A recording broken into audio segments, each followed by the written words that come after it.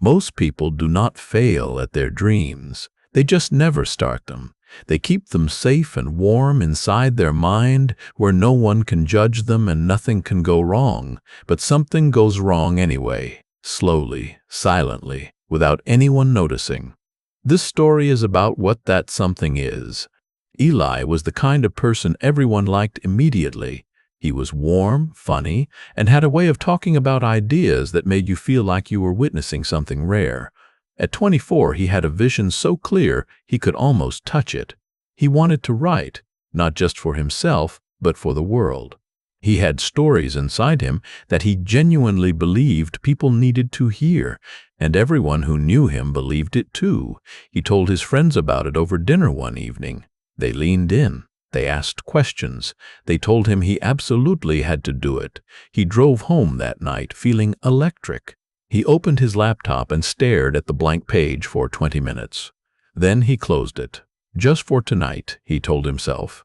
He was tired. He would start properly tomorrow. Tomorrow came. Then the week after. Then a new job that paid better and required more of his time. Then a relationship, then a move to a new apartment, then a period of settling in, then a promotion that brought more responsibility. The years did not disappear. They filled up with real things, important things, good things even. And somewhere in the filling, the writing stayed exactly where it had always been, waiting on the other side of a someday that kept moving forward just ahead of him.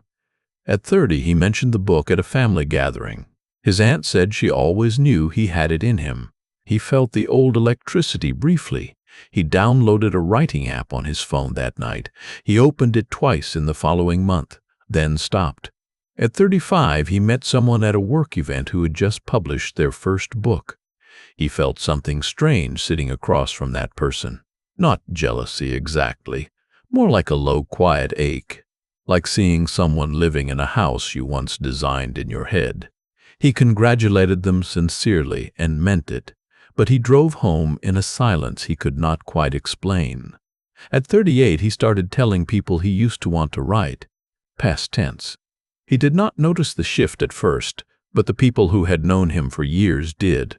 One old friend gently asked him once if he had given up on it. Eli laughed and said he had just gotten realistic. He said it lightly, but the word realistic sat in his chest like a stone for days afterward.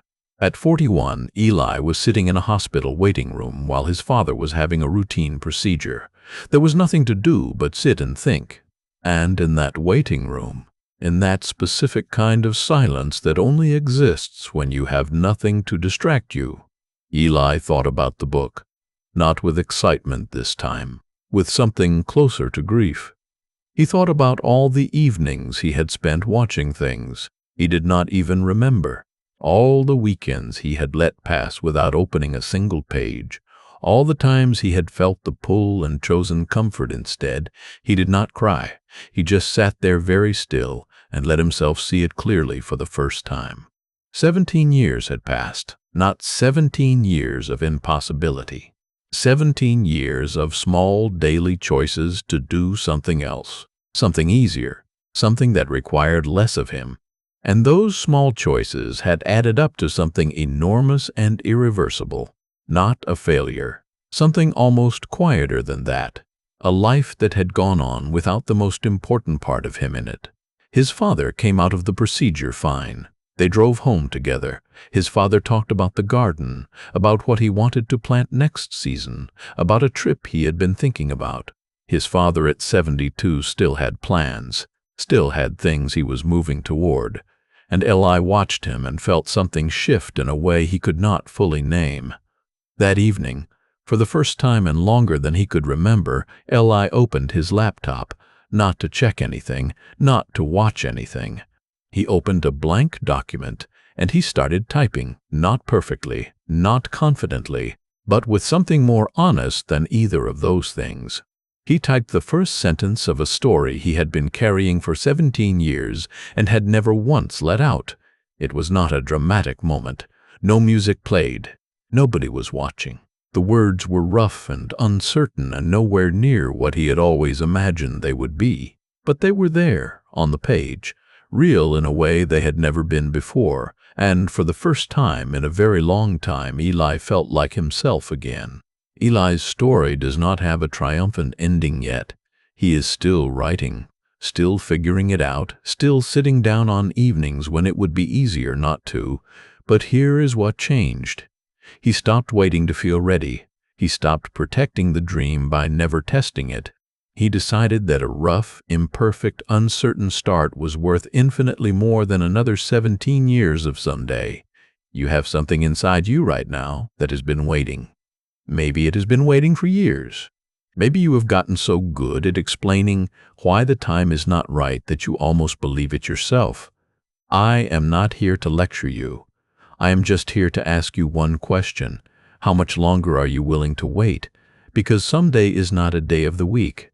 And the only difference between Eli at 24 and Eli at 41 is not talent or opportunity or luck. It is the number of times he chose not to start. You still have time, but time does not wait for readiness. Open the document, write the first sentence, take the first step, not tomorrow, not when you feel ready, tonight. Kita, if this story made you think about something you have been putting off, drop a comment right now and tell me what it is. Just name it. You do not have to have a plan. You do not have to know how. Just name it in the comments and make it real outside your head for the first time. That is your first step. Share this video with one person who needs to hear it today. Subscribe for more stories that make you look at your own life differently every single week. The page is open. Now start.